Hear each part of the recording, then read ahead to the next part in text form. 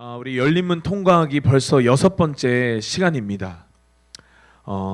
우리가 1월부터 내 앞에 열린문을 두리라 저 표어의 말씀을 시작으로 우리가 매월 하나님께서 이 제단을 통해 선포되어지는 열린문을 통과하는 방법, 영적인 원리에 대해서 우리가 듣고 그 말씀을 붙잡으면서 어느덧 아까 기도했던 것처럼 만 4개월을 살았고 이제 5월 달이 되었죠.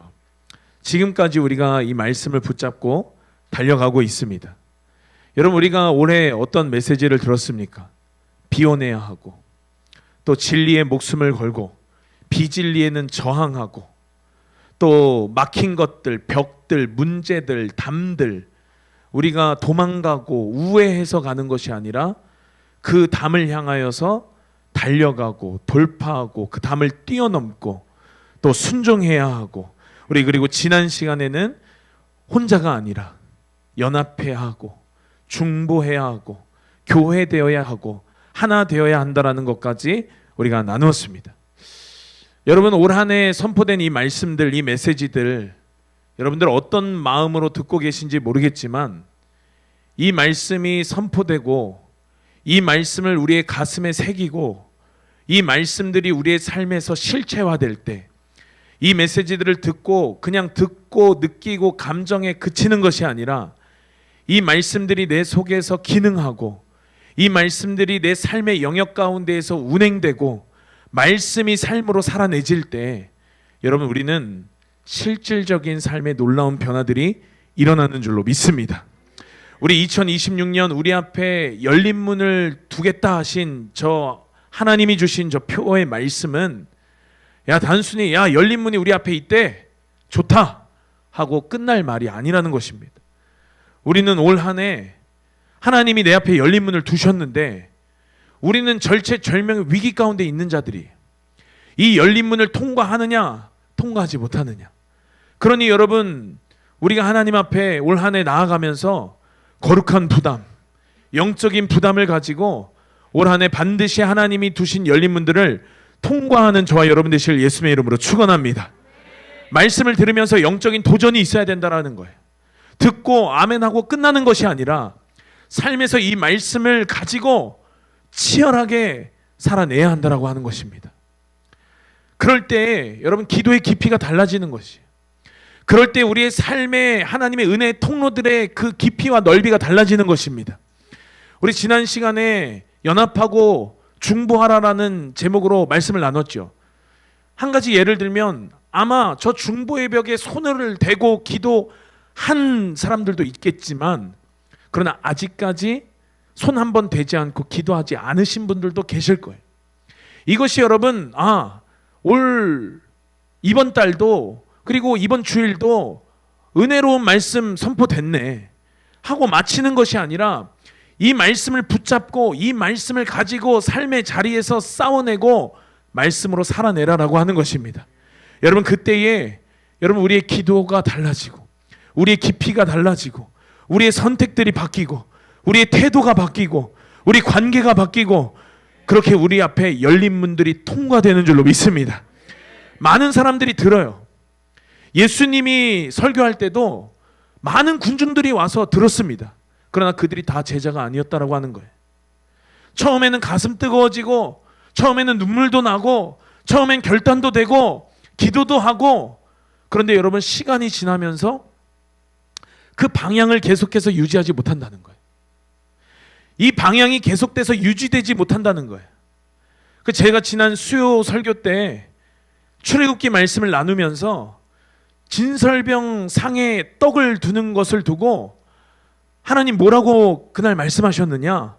항상 내 앞에 있게 할지니라. 항상 있고 지속적이고 계속되고, 심지어는 한번 거기 놓고 그냥 떡을 두고 마는 것이 아니라 곰팡이가 나든지 썩든지 냄새가 나든지 그냥 한번 뒀다고 두는 것이 아니라 안식일마다 이것을 새롭게 하라라고 했어요. 이 떡을 새롭게 교체하면서 새로운 떡으로 바꾸면서 새롭게 해야 된다라고 우리 지난 수요 예배 때 말씀을 나눴습니다. 여러분, 이것이 영적인 원리라는 거예요. 순간적인 어떤 행사, 어떤 이벤트, 이것이 여러분 끝이 아니라는 거예요. 결단하는 거 귀하죠. 오늘도 말씀 듣고 아멘하고 또 결단해야지 하는 사람이 있을 거예요. 결단하는 거 귀하지만 그러나 그 어떤 한 번의 결단만으로 우리의 삶이, 우리의 인생이 바뀌는 구조가 아니라는 것이, 시간을 통과해야 되고 과정을 계속 밟아야 되고 반복되어지는 현실 속에서, 반복되어지는 삶 속에서, 반복되어지는 인생 속에서 우리의 방향을 진리 방향으로, 말씀 방향으로 우리가 유지해야 되는 줄로 믿습니다. 그래서 이 지점에서 필요한 게 뭐냐? 바로 오늘 말씀 주제인 신실하라라고 하는 것이에요. 오늘 이 신실함에 대해서 크게 두 가지 주제로, 먼저 하나님의 신실하심, 그리고 두 번째로 성도의 신실함에 대해서 우리가 메시지를 나눌 건데, 하나님의 신실하심을 알고 또 마지막 때의 성도로서 신실한 성도로 우리의 삶이 나아갈 때 우리가 능히 우리 앞에 있는 모든 열린 문들을 통과하게 되는 줄로 믿습니다. 우리 먼저 하나님의 신실하심을 볼 텐데요, 하나님은 변하지 않는 분이시라는 거예요. 오늘 신명기 본문은 하나님을 설명하면서 가장 먼저 하나님을 뭐라고 이야기하냐면, 본문 말씀 띄워봐 주시면 신실하신 하나님이시라라고 이야기합니다. 우리가 찬양 가사에서도 하나님의 신실하심에 대한 가사들이 많이 등장을 하잖아요. 오늘 마지막으로 부른 그 주님의 선하심, 그 찬양도 하나님의 신실하심이 나오고, 그 외에도 신실하신 하나님, 신실하신 주, 나의 주 하나님은 신실하신 주님. 그리고 또 뭐 있습니까? 신실하신 하나님, 실수가 없으신 좋으신 나의 주. 또 오래된 찬양 중에 오 신실하신 주, 오 신실하신 주. 여러분, 하나님의 신실하심을 노래하는 찬양들이 이렇게 많다라고 하는 거예요. 그런데 이제 방송실에서 봉사하고 헌신하는 사람들이 이 신실하다라는 이 가사를 막 칠 때 빠르게 쳐가지고 어떤 실수를 했냐면, 실신하신 하나님, 이제 이렇게 실수를 했다는 그 짤들을 제가 본 적이 있습니다. 여러분, 하나님의 신실하심을 노래하는 가사들이 정말 많아요. 여러분, 왜 그렇습니까? 이 단순히 어떤 하나님의 성품에 대한 표현이 아니에요. 이것들은 여러분, 하나님의 존재 방식에 대한 고백이고 선언인 줄로 믿습니다. 신실하심이 하나님의 존재 방식이라고 하는 거예요. 하나님의 선하심은 하나님의 성품 가운데 하나이지만, 그러나 하나님의 신실하심은 뭐냐면 하나님의 존재 방식이다라고 하는 거예요. 여러분, 사람은 환경에 영향을 받아요. 여러분, 배부르면 어떻습니까? 우리 마음이 넓어지잖아요. 배부르면 용납이 되잖아요. 배부르면 온유해지잖아요. 그런데 배고프면 날카로워지잖아요. 예민해지잖아요. 잠 못 잤으면, 피곤하면 사람이 예민해지잖아요. 날카로워지고 평소에 용납되던 것도 용납이 안 되잖아요. 여러분, 우리 청년들 있지만, 우리 특별히 남자 청년들에게 여자친구가 이유 없이 짜증을 낸다, 일단 먹이라는 말이 있어요. 여러분, 저희도 결혼 생활을 하면서 명선전세하면 저랑 이제 대화가 이제 온도가 좀 차가워질 때, 대화의 온도가 좀 차가워질 때 저희들이 이렇게 이야기합니다. 일단 먹고 이야기하자. 그러면 대화가 잘 돼요. 여러분들 다 경험하신 것이에요. 여러분, 좋은 일이 있으면 우리의 삶의 태도가 부드러워져. 여러분, 좋은 일이 있으면 우리 그릇이 넓어져. 좋은 일이 있으면 용납이 돼. 어려운 일, 흔히 말하는 안 좋은 일이 있으면 예민해져. 날카로워져. 용납되던 것도 용납이 안 돼. 여러분, 사람이 이렇다라고 하는 거예요. 여러분, 여기서 안 그런 사람이 여러분 누가 있습니까? 없어요. 사람은 다 그렇다라고 하는 거예요. 그런데 하나님은 그렇지 않다라고 하는 것입니다. 하나님은 외부의 어떤 조건에 의해서 변하는 분이 아니라는 거예요. 내가 좋은 일이 일어나고 내가 배가 부르면 나는 그릇이 넓어지고 용납되고 온유해지고 부드러워지는데, 그런데 배가 고프고 안 좋은 일이 생기고 실패를 맛보고 하면 예민해지고 날카로워지고 짜증을 내는, 나 똑같은 사람인데 상황에 따라서 내가 바뀐다라는 말이죠. 그런데 여러분, 하나님은 그렇지 않다라는 거예요. 사람은 조건에 따라 바뀌고 상황에 따라 바뀌는 그런 사람인데, 하나님은 상황에 따라 반응하는 분이 아니라 자신의 존재 방식대로, 자신의 성품대로, 하나님대로 일하시는 분이라는 사실인 줄로 믿습니다. 그래서 우리가 어떤 상태에 있든지 간에 우리의 어떠함에 상관없이 하나님은 하나님이세요. 하나님 동일한 분이세요. 하나님 진리대로, 하나님 말씀대로 존재하시는 분이신 줄로 믿습니다. 우리가 기도 잘 되는 날에도 하나님은 하나님이세요. 그런데 기도가 잘 안 되는 날에도 하나님은 하나님이시라는 것이.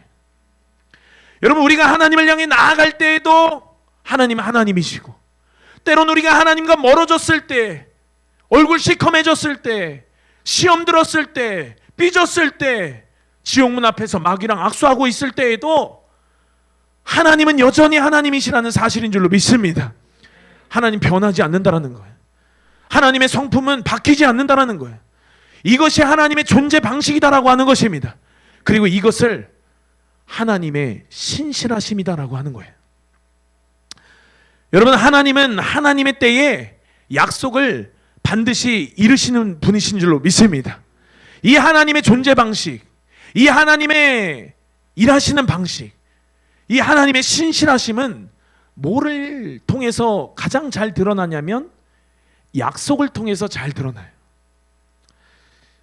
어떤 아빠가 딸에게 오늘 아빠가 회사에서 일찍 퇴근할 테니까 같이 놀이터도 가고 같이 슈퍼에 가서 아이스크림도 사 먹고 같이 놀자라고 약속했어요. 약속할 때 마음은 아빠의 마음이 진심이었어요. 그런데 회사가 갑자기 바빠졌어요. 회사가 정시 퇴근이 아니라 야근을 하게 생겼어요. 결국 그날 아빠는 딸이 잠든 뒤에 밤늦게 퇴근을 했어요. 다음 날 아침에 딸이 삐졌어요. 왜냐하면 아빠가 약속을 지키지 않았기 때문이죠. 아빠가 약속의 진심이었어요. 정말로 그렇게 하고 싶었어요. 그러나 상황이 여의치 않았어요. 상황이 어쩔 수가 없었어요. 여러분, 이런 경우들이 우리 얼마나 많습니까? 어제 신혜자매랑 지연자매랑 명선전사님이랑 닭발을 먹기로 제가 알기로는 4월 달부터 그 약속을 했어요. 달력에 명선전사님이 닭발 먹는 날이라고 썼어요.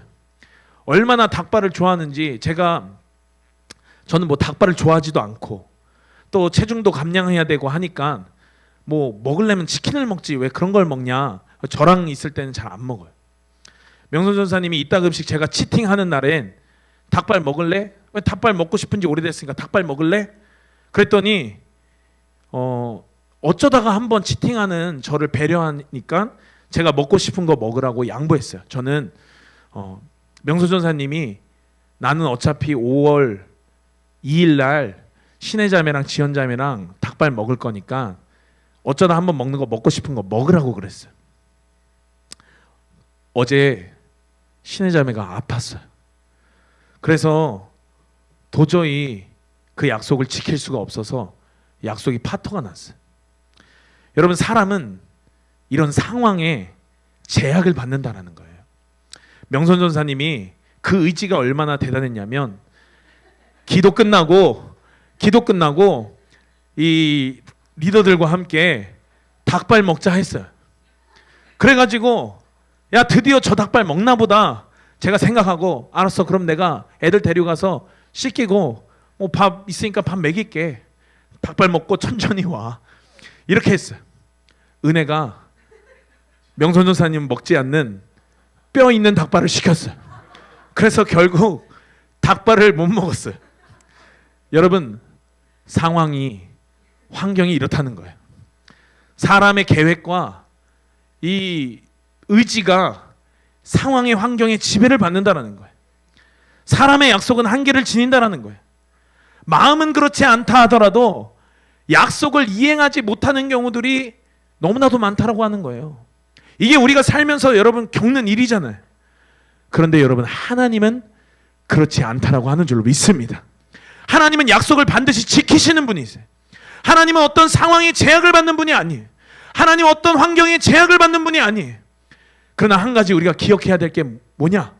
저 괄호 안의 내용이에요. 하나님은 하나님의 때에 약속을 이루신다라고 하는 거예요. 여러분, 아브라함에게 주신 약속을 보면 하나님 즉각적인 약속의 성취가 아니었어요. 아브라함의 남은 인생의 여정, 그 긴 시간의 과정을 포함하고 있었어요. 그가 여러분 언제 약속을 받았습니까? 75세에 받았어요. 75세.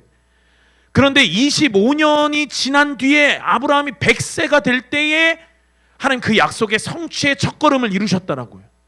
하나님이 75세에 약속을 하셨는데 100세에 25년 뒤에 그 약속을 이루셨다라고 하는 거예요. 여러분, 말이 25년이지 여러분 지금 나이에 25년을 더해보세요. 유지혜가 50이에요. 로이가 32이에요. 얼마나 징그럽습니까? 여러분, 25년이 이 적은 세월이 아니라니까요. 25년 뒤에 하나님이 그 약속의 첫걸음을 이행하신 거예요. 세영이가 성격이 급하다고, 세영이 어디 있어? 성격이 급하다고 그러던데 25년 여러분 어떻게 기다리겠어요? 아무리 믿음이 좋다고 한 아브라함도 25년이라는 그 세월 동안 아브라함이 하나님이 주신 그 약속에 대한 기대, 하나님이 그 주신 약속에 대한 설렘, 이것과 내 눈에 보이는 현실, 그 괴리감 속에서 괴로웠고 힘들었을 거예요. 어려웠을 거예요. 괴리감이 들 수밖에 없는 상황이잖아요. 괴리감이 들 수밖에 없는 환경이잖아요. 그런데 하나님은 그 약속을 한 번도 철회하신 적이 없다라고 하는 거예요. 신실하신 하나님은 약속을 반드시 지키시는 분이신 줄로 믿습니다. 그러나 단 하나, 뭐냐면 하나님의 때에 하나님이 이루신다라고 하는 거예요. 우리는 아브라함을 향한 하나님의 약속이 지연됐다라고 생각해. 왜냐하면 25년이나 걸렸으니까. 75세에 약속하셨으면 적어도 그 해에 하나님 응답하셨어야지. 75세에 약속하셨으면 적어도 그 다음에 76세에는 하나님 자식을 주셨어야지. 그런데 여러분, 이건 인간의 기대라고 하는 거예요. 인간의 관점이라고 하는 거예요. 인간의 상황이라고 하는 거예요. 하나님은 아브라함에게 100세에 아들 이삭을 주시겠다라고 하는 그 계획을 갖고 계셨어요. 하나님의 신실하심은 여러분 속도의 문제가 아니에요. 하나님의 신실하심은 뭐냐면 방향의 문제요, 완성의 문제인 줄로 믿습니다. 하나님 반드시 약속을 이행하시는 분이세요. 우리가 생각하는 때와 하나님의 때가 다를 뿐 하나님 그 약속을 반드시 이루시는 분이시라는 사실인 줄로 믿습니다. 여러분, 하나님은 관계를 포기하지 않으세요. 이스라엘 역사는 하나님의 신실하심을 잘 나타내주는 대표적인 사례예요. 사람이 그렇듯이 여러분, 이스라엘은 반복적으로 실패했어요. 반복적으로 하나님 배신했어요. 반복적으로 하나님 앞에 넘어졌어요. 그들이 우상 섬겼어요. 그들이 말씀을 거부했어요. 그들이 방향을 잃어버렸어요. 여러분, 아까 아브라함 이야기했는데 그가 75세 약속 받았죠. 그런데 성경에 보니까 그 믿음의 조상 아브라함이라고 하는 사람도 99세 때 사라가 임신했던 그 하나님의 약속의 이행의 첫걸음, 그때에 아들이 있었어요. 이스마엘. 그때 아들의 나이가 13살이라고 성경이 기록해. 그러니까 아브라함이 75세 때 약속받고 11년간은 어떻게 그 괴리감 속에서 믿음의 싸움을 싸우면서 버텼는데 86세 때 자기 힘이 발동한 거예요.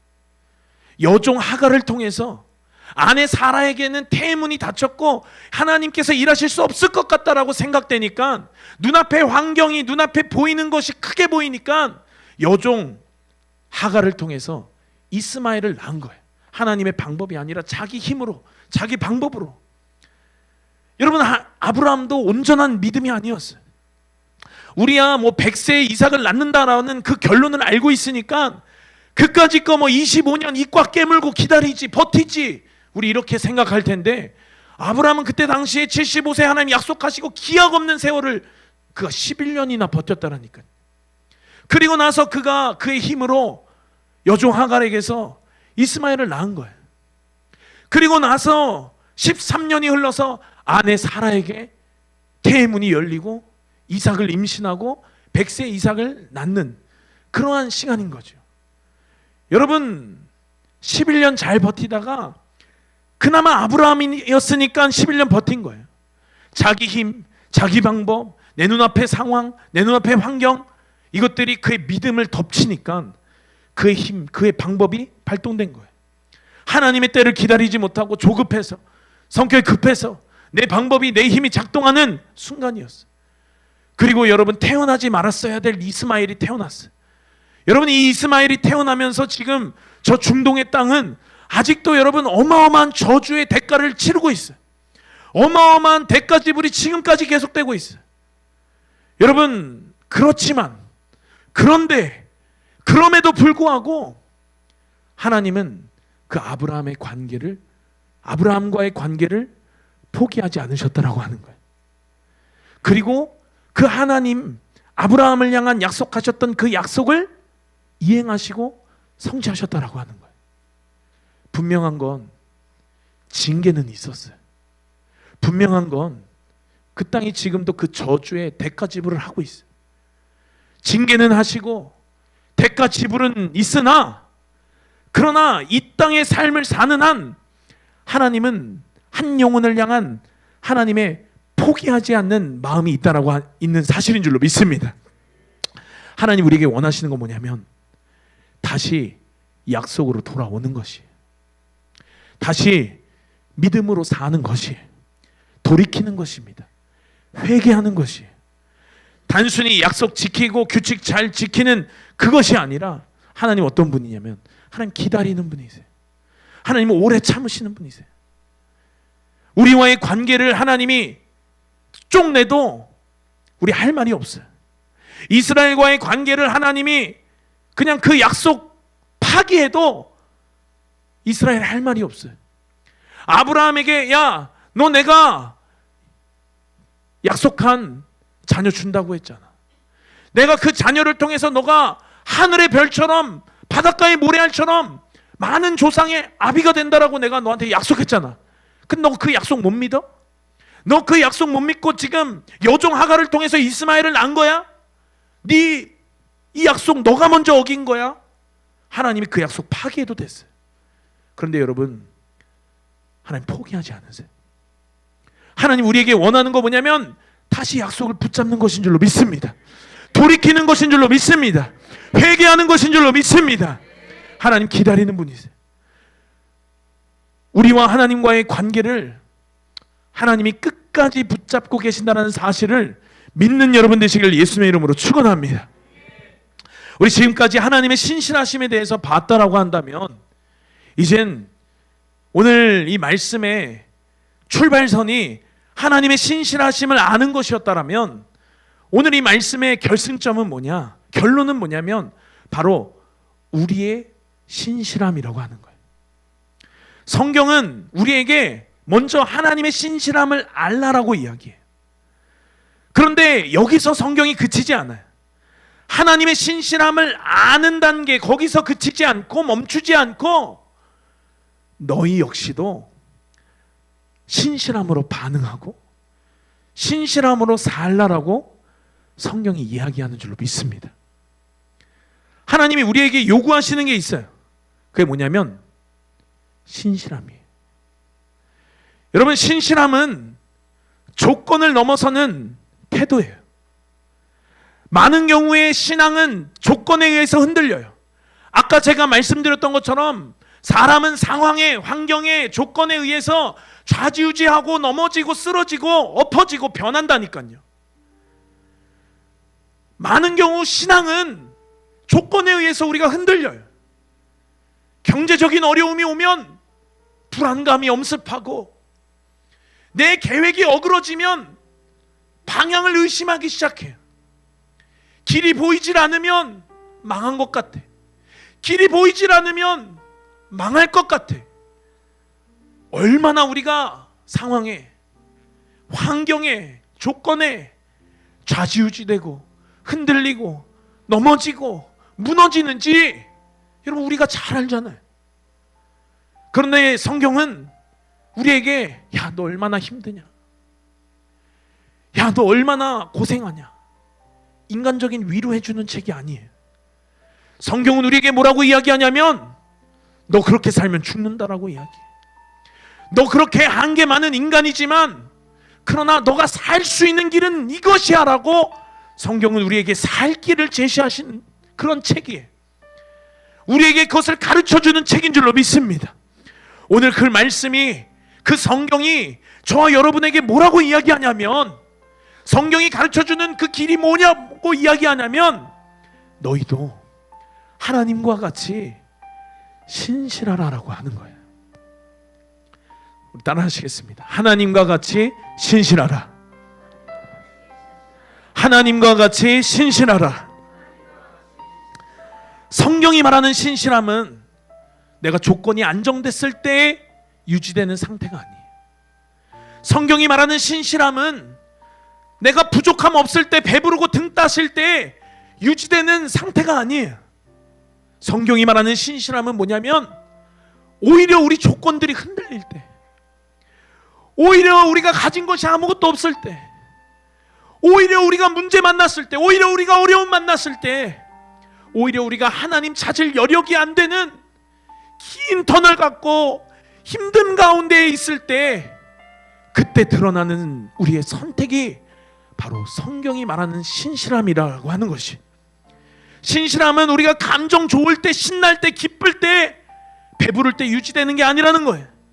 우리의 감정, 우리의 상황, 우리의 환경, 우리의 조건, 이것들과 상관없이 그 방향을 고정하고 그 방향을 유지하는 능력인 줄로 믿습니다. 여러분, 성경 속에 신실함을 나타내주는 성경 속 인물 몇 개를 보고 우리 함께 마무리할 텐데, 여러분 먼저는 욥이에요. 욥은 상실 속에서도 그 신앙을, 그 신실함을 유지했다라고 하는 거예요. 여러분, 욥의 경우를 보면 신실함이 뭔지를 너무나도 분명하게 우리에게 말해주고 있어요. 그가 여러분 하루아침에 다 잃어버렸어요. 그가 하루아침에 다 상실했습니다. 재산 잃어버렸어요. 자녀도 잃어버렸어요. 건강도 잃어버렸어요. 다 잃어버렸어요. 여러분, 일반적인 기준으로 보면 신앙을 유지하기 어려운 상황이에요. 신앙을 유지하기 어려운 조건이에요. 만약 우리의 재산이 다 날아가고 우리에게 있던 자녀도 잃어버리고, 여러분 내게 있던 건강까지도 거두어 가시면, 여러분 여기서 하나님 찬양할 자가 누가 있겠어요? 여기서 기도할 수 있는 사람이 누가 있겠어요?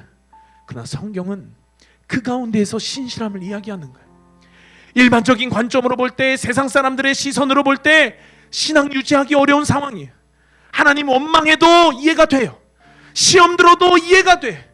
하나님을 떠나도 이해가 되는 그런 상황이에요. 인본주의적으로 볼 땐 그래. 세상의 관점으로 볼 땐 그래. 그러나 성경은 뭐라고 이야기하냐면 신실함은 그때 드러나는 것이라고 이야기하는 거예요. 여러분, 욥이요, 그 상황 가운데서 하나님에 대한 태도를 바꾸지 않았어요. 그의 삶의 방향을 계속해서 고정했어요. 유지했어요. 마치 우리의 어떠함과 상관없이 하나님이 여전히 나의 하나님이신 것처럼, 내가 성령 충만할 때에나 내가 하나님과 좀 멀어져서 어둠 가운데 있을 때에나 상관없이 하나님이 여전히 하나님이신 것처럼, 욥이여 재산 잃고, 욥이여 자식 잃어버리고, 욥이여 건강 잃어버리고, 그러나 여러분 여전히 그는 하나님을 향해서 신실했다라고 하는 거예요. 여러분 생각해 보세요. 욥이 재산 잃고 자식 잃고 건강 잃었어요. 이 중에 여러분 우리가 하나만 잃어버려도 우리는 정신 못 차릴 거예요. 그러나 욥에게 이 모든 것들이 한꺼번에 왔어요.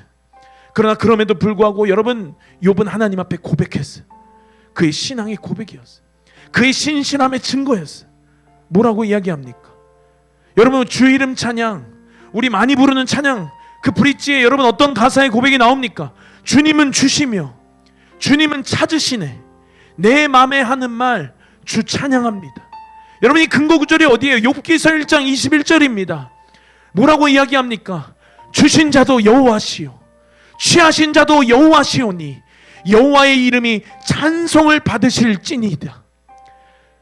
재산 잃어버리고 자녀 잃어버리고 건강 잃어버렸지만 그 가운데에서 아무것도 없는 저 맨 땅에서 그는 하나님 앞에 엎드려서 여호와의 이름이 찬송을 받기에 합당하시다라고 그의 신실함을 이야기했어요. 그는 여전히 여러분 하나님을 찬양했어요. 그에게 여전히 하나님은 하나님이셨어요. 그는 여전히 하나님이 그의 인생의 왕이셨고 그의 인생의 주권자셨어요. 우리라면 하나님이 어디 계시냐고 하나님을 향해 삿대질하고 원망하고 시험될 거예요. 그러나 여러분 그것은 신앙이 아니에요. 그것은 하나님 우리에게 원하시고 기대하시는 것이 아니에요. 그는 여전히 하나님을 하나님으로 인정해 드렸다라고 하는 것이, 그러니 여러분 그의 신앙을 보고 그의 태도를 보고 그의 중심을 보고 하나님이 인정하시는 거예요. 원수들에게 마귀들에게 하나님이 욥을 자랑하는 거예요. 욥기 1장 8절 그리고 2장 3절에 보니까 뭐라고 이야기합니까? 네가 내 종 욥에 유의하여 보았느냐? 그와 같이 순전하고 정직하여 하나님을 경외하며 악에서 떠난 자가 세상에 없느니라. 우리 2장에도 보니까 뭐라고 이야기합니까? 여호와께서 사단에게 이르시되 내가 내 종 욥을 유의하여 보았느냐? 그와 같이 순전하고 정직하여 하나님을 경외하며 악에서 떠난 자가 세상에 없느니라. 여러분 하나님이 인정하시는 거예요. 여러분 하나님 앞에 신실함으로 반응해서 하나님의 인정을 받는 저와 여러분 되시길 예수님의 이름으로 축원합니다. 여러분 욥에 이어서 신실함을 보여준 다니엘, 여러분 그는 위기 속에서도 하나님 앞에 변하지 않는 습관이 있었어요. 생명의 위협이 있었어요. 기도하면 사자굴에 던지겠다라는 그러한 다니엘을 모함하는 모함이 있었습니다. 그러나 그 위협 속에서도 그 위기 속에서도 그는 기도의 습관을 바꾸지 않았어요. 기도하면 사자굴에 들어가고 사자의 밥이 되는 그 상황 가운데서도, 기도하면 죽는 상황 가운데서도 그는 새로운 어떤 방법을 찾지 않았다라니까요. 인간적인 어떤 방법을 찾지 않았어요. 내가 기도도 하고 내가 사람들에게도 들키지 않고 내 생명도 보존하고 지킬 수 있는 방법이 어디 있을까? 그는 그 방법을 찾지 않았다라고요. 타협하지 않았어요. 그는 위기 앞에서, 그는 그 절체절명의 순간 앞에서, 기도하면 죽을 그 상황 가운데서 여전히 이전과 동일한 방식으로 예루살렘을 향하여 창문을 열어놓고 무릎 꿇고 두 손을 들어 하나님 앞에 기도했다라고 하는 거예요. 하나님 앞에 섰다라고 하는 거예요. 우리는 이 선택이 용기 있다라고 이야기해요. 우리는 이 선택이 담대하다라고 이야기해요. 그런데 여러분 이건 단순한 용기나 담대함이 아니에요. 그 용기와 담대함이 어디서 나옵니까? 하나님과의 관계에서 나왔어요. 그 하나님과의 관계는 여러분 무엇입니까? 다니엘의 신실함이었다라고 하는 거예요. 여러분 끝으로 요셉의 이야기를 보기를 원해요. 요셉은요 상처가 아니라 신실함을 선택했어요. 요셉도 약속 받았어요. 하나님이 꿈으로 말씀하셨어요. 그에게 비전이 있었어요. 그는 근데 오랜 시간 그 약속과 그 꿈과 반대되는 환경을 그가 살았어요. 그렇죠. 형들에게 팔렸잖아요. 여러분 얼마나 피부치인 형들에게 값을 주고 팔려나가는 저 상황이 얼마나 저에게 트라우마고 상처가 됐겠어요. 그리고 나서 보디발의 집에서 일을 하게 됐는데 거기서 억울한 누명을 쓰고 감옥에 갇혔잖아요. 보디발의 아내가 보디발에게 모함해서 요셉을 감옥에 갖다 넣었잖아요. 여러분 얼마나 저게 트라우마고 얼마나 상처겠어요. 그가 감옥에서 관원장들에게 꿈 해몽을 해줬어요.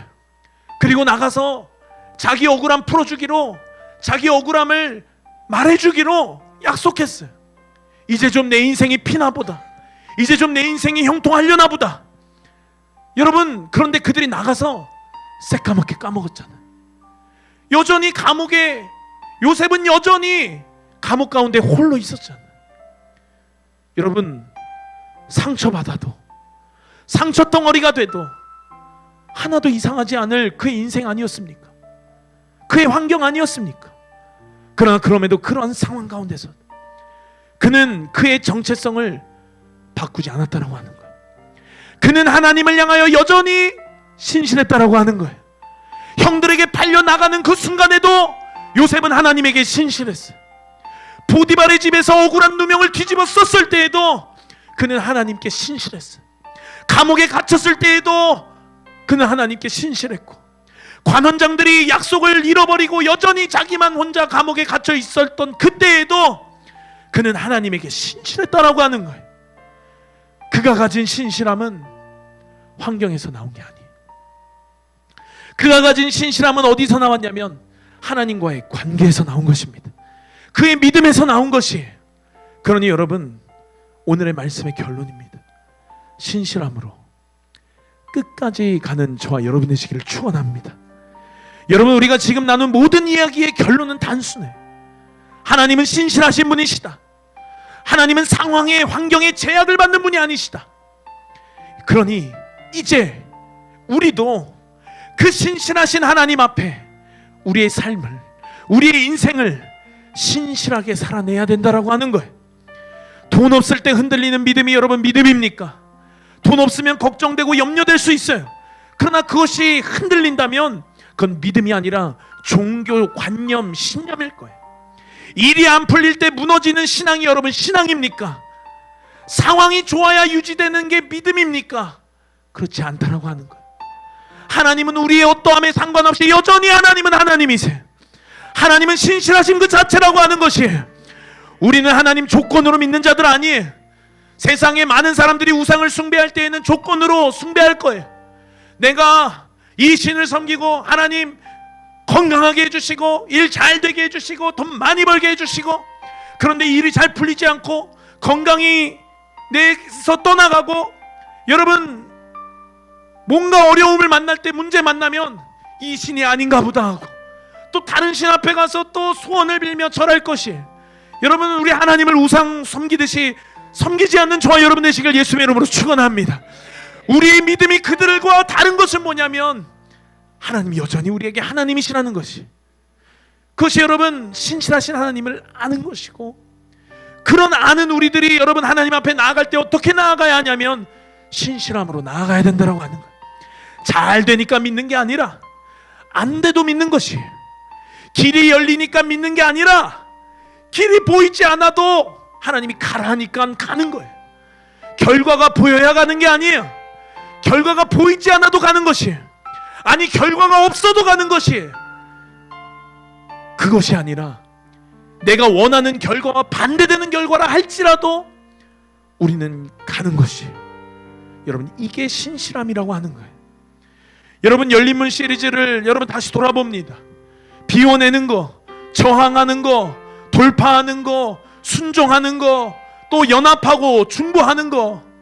그런데 여러분, 이 모든 것들이요, 신실함이 없으면 다 무너지는 것이 계속되고 지속되지 않으면 여러분 우리 인생 끝인 것이, 방향이 흔들리고 방향이 무너지고 여러분 방향을 잃어버리면 여러분 우리 삶을 잃어버리는 것입니다. 그래서 오늘 하나님 우리에게 말씀하고 있는 거예요. 나의 신실함을 알고 너도 신실함으로 살아내라. 여러분, 이 신실함으로 끝까지 가는 사람이 열림은 통과하는 줄로 믿습니다. 끝까지 하나님 붙잡고 가는 사람이 여러분 모든 문들을 통과하는 줄로 믿습니다. 포기하지 않는 사람이, 이 신실함을 여러분 포기하지 않는 사람이 이 문을 반드시 통과하게 되는 줄로 믿습니다. 신실함이 열린 문을 통과하게 하는 거예요. 우리 말씀을 기억하면서 찬양하고 또 기도하기를 원하는데요, 우리 스페인 찬양입니다. 쉽고 짧은 찬양인데 여러분 가사의 내용을 보십시오. 하즈메 피엘, 나를 신실하게 해주세요. 벤가 로꾸의 벤가, 어떤 상황 속에서도 어떤 상황이 오더라도 하즈메 피엘, 나를 신실하게 해주세요. 하스타 엘 울티모 모멘토, 마지막 순간까지, 마지막 때까지, 끝까지 하즈메 피엘, 나를 신실하게 해주세요. 엠미 꼬라죠, 내 마음 안에서, 내 심장 안에서 하즈메 피엘, 나를 신실하게 해주세요. 여러분, 오늘 이 말씀을 기억하면서 우리 하나님 앞에 함께 이 찬양 올려드리고 기도하기를 원합니다.